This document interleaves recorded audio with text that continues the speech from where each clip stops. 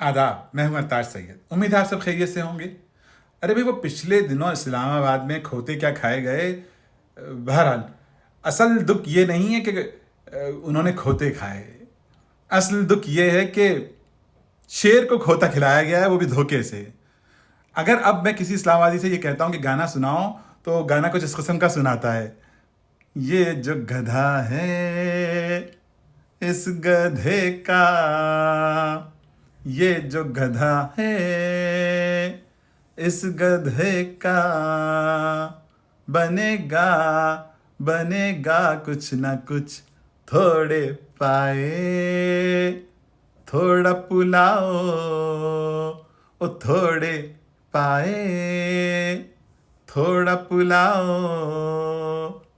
पकेगा बिकेगा कुछ न कुछ, ये जो गधा है।